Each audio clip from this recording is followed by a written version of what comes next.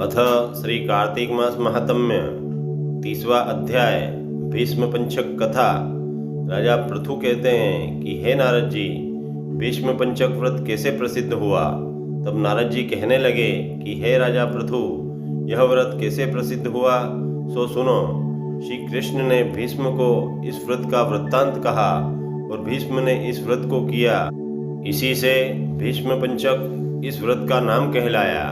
जब पांडवों ने श्री कृष्ण को दूत बनाकर दुर्योधन के पास भेजा तो विदुर जी के पास आए। विदुर जी ने उनका बड़ा ही स्वागत और सत्कार किया, क्योंकि भगवान तो प्रेम से प्रसन्न होते हैं। धन, शूरवीरता और पांडित्य इनको नहीं देखते। जिस भगवान के पलक के इशारे से यह सारा संसार निर्मित तथा पोषित होता है और अंत में नाश को प्राप्त हो जाता है। देवता लोग भी जिनको जानने में असमर्थ है, जिनकी माया अपरंपार है, वही भगवान अपने भक्त कुंती के पुत्रों का कार्य करने के लिए दूत बनकर आए। तब भीष्म जी उनका आगमन सुनकर मिलने के लिए आए। भीष्म जी का आगमन सुनकर कृष्ण ने उनको नमस्कार किया।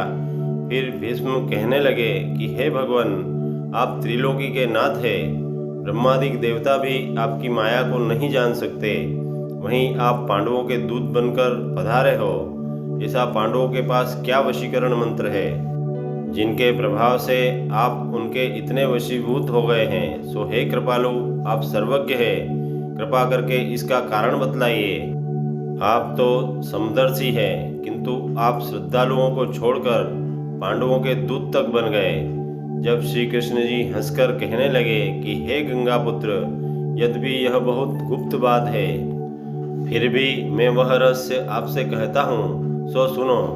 इन्होंने एक ऐसा व्रत किया है जो मुझको अति प्रिय है, उसी के कारण मैं इनके वशीभूत हूँ। अब मैं आपके प्रश्नों का उत्तर देता हूँ। पूर्व काल में उज्जैन नगरी में 5 ब्राह्मण थे, जिनके नाम कवि, सूचि, दृढ़, दंत और हंस ये थे। पांचों ही वेदों को जानने वाले, अपने रूपवान युवावस्था को प्राप्त कर गंधर्व विद्या में बड़े ही प्रवीण थे। अनेक राज्य सभाओं में अपनी गायन विद्या दिखलाते थे। अनेक देशों में घूमते और बहुत सा द्रव्य प्राप्त करते थे। वे बहुत यश और कीर्तिवान थे। एक समय वे मथुरापुरी में सुवीर नाम के राजा के पास आए।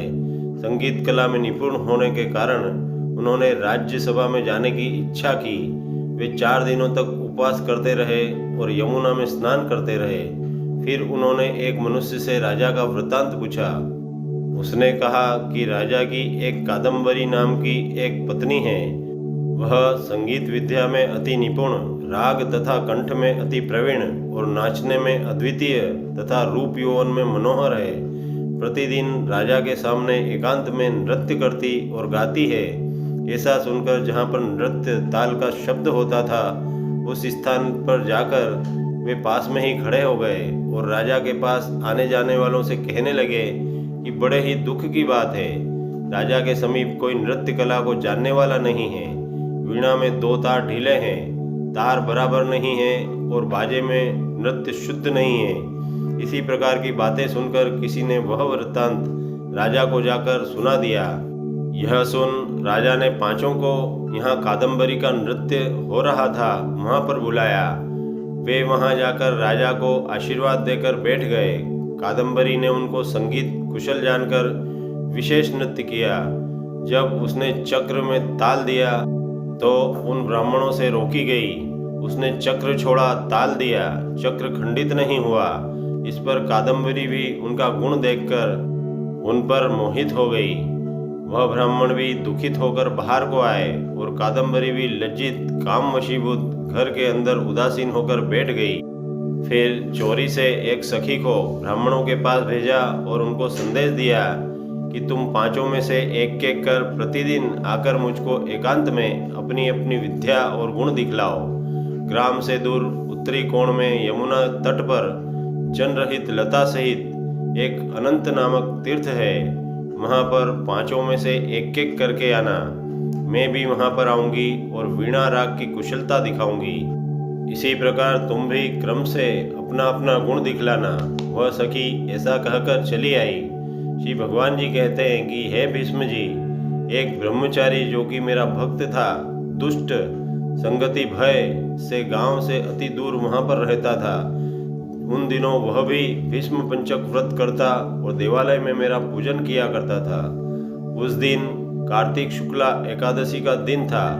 तब उन ब्राह्मणों में से कवि नामक एक ब्राह्मण वहां आया और कादम्बरी भी वहां मुनि के स्थान पर पहुंच गई। मुनि ने जैसे पूजा की, कादम्बरी ने भी उसी विधि से पूजा की। फिर वीणा लेकर गान करने लगे। उनके गान से मुनि ने कोई क्रोध नहीं किया, क्योंकि उसने अपना मन जीता हुआ था। मेरे आगे दोनों ही सारी रात तक नृत्य और गान करते रहे। मुनि को गोबर का आचमन करते देख कवि ने भी गोबर का आचमन किया। प्रातःकाल होते ही कादम्बरी राजा के पास गई। तब मुनि संगति से उसके सब पाप नष्ट हो गए थे। द्वादशी के दिन कवि अपना सब धन दान करके विरक्त हो गया। दूसरे दिन सूची आया और उसने भी उसी प्रकार मुनि को देखकर हमारा पूजन किया और रात भर कादम्बरी के साथ नाच तथा नृत्य करता रहा।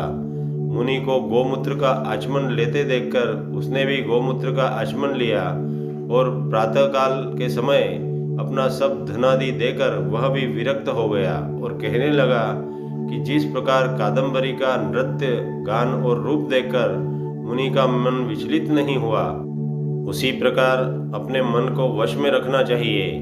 इसी तरह त्रयोदशी के दिन कादम्बरी को देखने के लिए दृढ़ नाम वाला ब्राह्मण आया। उसने भी वैसा ही किया और प्रातःकाल के समय मुनि की भांति गौ का दुग्ध पीकर वैराग्य को प्राप्त किया। के पश्चात दंत नाम वाला ब्राह्मण आया और इस प्रकार सब क्रिया करता हुआ मुनि से बचे हुए घी को पीकर शुद्ध चित्त होकर वह भी विरक्त हो गया। पूर्णमासी को हंस नामक ब्राह्मण आया और उसने भी मुनि को देखकर नमस्कार किया। ऐसे हंस नामी उस ब्राह्मण ने सत्संग से हमारी पूजा और अर्चना की और मुनि से बचे हुए दही को खाकर विरक्त हो गया और धनादि देकर तीर्थ यात्रा को चला गया। राजा ने कादम्बरी का मंदिर में जाना सुनकर उसको मकान में बंद कर दिया और फिर वह मंदिर में नहीं जा सकी। हमारे सामने कार्तिक में गायन करने से कादम्बरी द्रौपदी हुई और हंस नाम का ब्राह्मण कार्तिक के महीने में आंवले के वृक्ष के नीचे श्राद्ध करने से युधिष्ठिर हुआ। एकादशी के दिन जागरण करने से कवि नाम का ब्राह्मण मेरा अंश अर्जुन हुआ। सूची सहदेव और दंत नकुल हुआ। महापराक्रमी दृढ़ नाम का ब्राह्मण भीमसेन हुआ। इस व्रत के प्रभाव से ही हम इनके वशीभूत हैं। अब तुम्हारे इस व्रत के करने से यह व्रत पंचक कहलाएगा। जो कोई मथुरा में इस व्रत को करेगा उसको हम स्वर्गलोक, ब्रह्मलोक, विष्णुलोक तथा वैकुंठ लोक देते हैं। नारद जी कहने लगे कि इस व्रत का वृतांत सुनकर भीष्म अति प्रसन्न हुए और सदैव वर्ष के वर्ष इस व्रत को करते रहे। इसी प्रकार इस व्रत का नाम भीष्म पंचक हुआ।